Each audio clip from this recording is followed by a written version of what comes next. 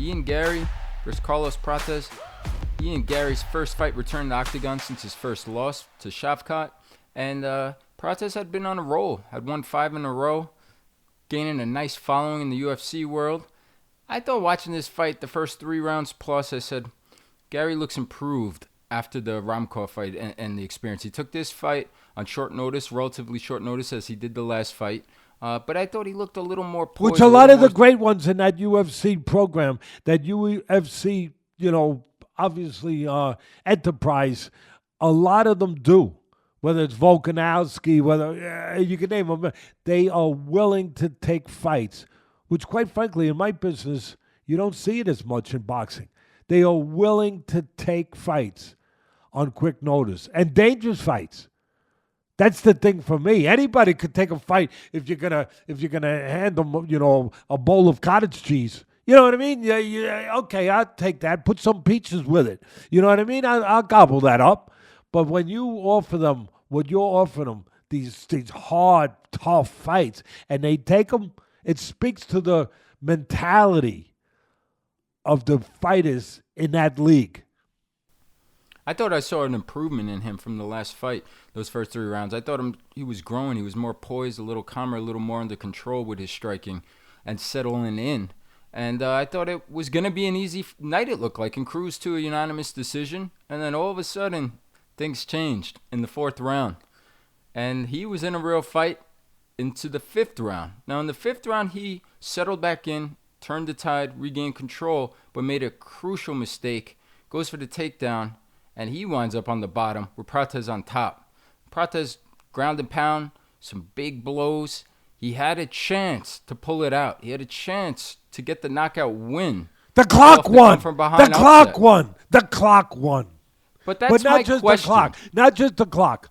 That's my question. That's it, buddy. Not just the clock. Because Garry didn't allow him to take it to the next point. He found a way to survive it. But go ahead. I'm sorry. I disagree. I saw it differently. I didn't think Garry found a way to survive. I thought Protesz gave him the way to survive. He let him out of it. Either way, he found a way. He was allowed to find a way. Fine. But either way, yeah. Hey, maybe Sakata should give up maybe a pack or 2 of the cigarettes he smoked. I don't know. I don't know. That's what rumors have, that he's a chain smoking son of a gun. No, there's no rumor about it. He is, and that's where I'm going with this. He lives his life that kind of way, and almost proud of it, right? Like Ricardo Mayorga was in boxing. Smoking a cigarette in the locker room. Yeah, in the ring. Yeah, right after the fight. And the great Larry Merchant, to his credit, he didn't like it too much. He said, what the? I mean, a lot of the commentators are afraid to say what should be said. Larry Merchant was never afraid of. Go ahead, I'm sorry. So Protesz, I take it this way. When you do stuff like that and you live that way outside of the ring, and I've heard you say this many times, it almost feels like it's a built-in excuse. When he does fall up short, when that moment comes and he doesn't dig deep, what do people say? He could have beat that guy, but he didn't, because he don't care. He smokes cigarettes. But if he doesn't smoke, he would win. And it just felt that way. It felt like, I know Mayorga beat Vernon Forrest in boxing and some fighters, but when he stepped up to that next level, he always came up short. And it almost felt like he doesn't care. But if he did, maybe he would have won. And I just had that feeling that it matched up to that a little bit. And to your point, maybe he should stop smoking cigarettes, because for 10 more seconds, if he would have let his hands go instead of allowing Garry to get up, he might have won that fight. I think you bring up beautiful points. And really the right points. Brilliant points. And I agree with you on the speculation there. I do. I think that it's not that they don't care. This is where I'm going to put my little thing. I think guys like that do something to undermine themselves all the time. And there's been plenty of them in every sport, every facet of life. That you're going to find some guys like why don't they be in better shape? There was a pitcher, Fernandez, whatever his name was, and I forget who he pitched for years ago in the MLB, and everyone used to say, man, if he was in better shape, You know, he was a little paunchy. I think on the Miami Marlins. Yeah. Yeah, he was a little punchy, a little heavy. Boy, if he was in better shape, he might be a great, you know. And why? Because he didn't care. He wasn't disciplined enough. Okay, that's the easy pick. Yeah, okay, that makes sense. But I think it goes deeper than that. It goes to psychological waters that you're talking about and you're touching on. That it's not that he don't care. He doesn't have the confidence, the belief in himself to not have that excuse. That excuse gives him the life raft. It gives him the parachute that when the ship goes down, that he won't drown. And what do I mean by that? That people won't say that, oh, he wasn't good enough. People will say, oh, he didn't care enough. Oh, he wasn't disciplined enough. He wasn't serious enough. Otherwise, he could have been one of the greats. I think that it goes along those lines, that it gives them an escape clause because they're not as sure of themselves. Like a lot of guys, even the great ones, they're not sure of themselves, but they refuse to take that parachute. Even though they're not sure and certain, they say, I'm going to find out, though. I'm going to find out. One way or the other, I'm going to find out and I'm going to deal with it and I'm going to live with it. These guys aren't quite able to do that. They have to have, as you said, I use your words again, that little excuse in the back. And I think that that's a brilliant point you bring up and a point that I've brought up throughout my life in boxing, that I've seen it. And as far as this fight going, where it looked like it was going to be, you know, an easy fight, an easy night, never forget the great Yogi Berra. Never forget him, bud. Don't forget one of the greatest bad ball hitters in the history of the baseball. Never, and a great winner with the Yankees. Never forget. It ain't over. It ain't over, baby, till it's over. And, you know, or like your former boss, the great Al Davis, once said, just win, baby. I love it. I laugh when I say it. It's so simple, but it's so strong. It's so true. Just win, baby. And that's what he did. He just won, baby. At the end, look, I'm gonna put a bow on it. I agree with you. Gary showed me an improvement. Where? He showed me an improvement with being consistent with the areas he needs to be consistent, with his physical gifts, God-given gifts of being long and big. He is big. He was a lot bigger than Shakur, just to look at him.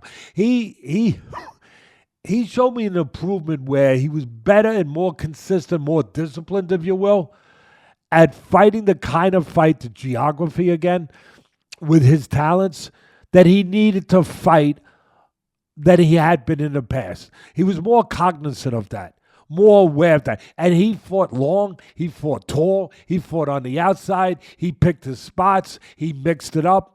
He got takedowns, give him credit. He got takedowns on a guy who had never been taken down. He got about 4 of them, maybe 5 of them. So he mixed it up. He kept them off balance. He did show high fight IQ, the better fight IQ. I thought so, bud. Look, he controlled the outside. He did what he was supposed to do. He played to his strengths, and he made the other guy fight his fight, Gary's fight, not Shakur's fight. Gary's fight until the end. Carlos Prates. Protest. I'm sorry, Protest. I don't know why I'm calling him. I guess his first name, but no name. Okay, I just made up my own name. Okay.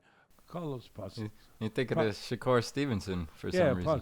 Yeah, and listen, Gary fought a little bit like Shakur Stevenson, since you bring that up. Controlling the outside magnificently, controlling range, controlling distance, making the other guy fight his fight, counter-punching, keeping him at bay. Yeah, he did. And I loved the way that he put punches together in the third round where he pushed him back, where Gary pushed him back and put punches together and then hit him with an uppercut. You know why I loved it? He didn't overrush it. He kept extension on his punches while he was doing it because you didn't want to get too close to this guy because this guy could punch. His opponent could punch like hell. He was dangerous. He was punches, like I say, they're born, they're not made. This guy's got power, and he's a southpaw, and he's dangerous. And he's dangerous until the very, very, very, very, very end. Like Yogi Berra said, it ain't over till he says it's over, until the final bell rings.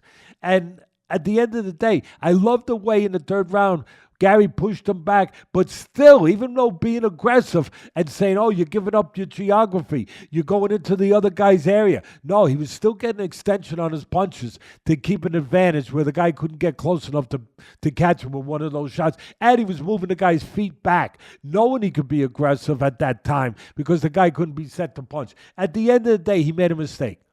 You make mistakes, you pay for them. In this case, he almost paid for it. But he didn't quite. But one thing to remember, and I'll finish with this, is when you're fighting a guy who can punch, I don't care how badly you beat him. I don't care. Your concentration better be at a peak level every second of the fight. Because all they need is one. And he came very close to getting what he needed to pull off that win and give Gary 2 losses in a row. But I got to say one more thing. I love the humanity of both men. I love the sportsmanship of Gary, both men. But I love the way Gary always goes over and just thanks his opponent, hugs his opponent, shows you that they are human beings, and has those moments. I love it. He goes from they both go from trying to annihilate each other to where, again, they remind us that these are people. They're people that fight. They're people that go to places that most people would never choose to go to. But at the end of the day, they're people. I just love the way he went over there and he put his arms around them. He walked around. They were having a talk. They were walking around the ring having a talk, having a chat. They just tried to, put each other in the hospital. They're walking around having a chat. Yeah, what are you doing Sunday? Well, we're going to, I'm having my family come over. My wife's going to make sauce. And okay. We're going out. Oh, it was cool. It was cool.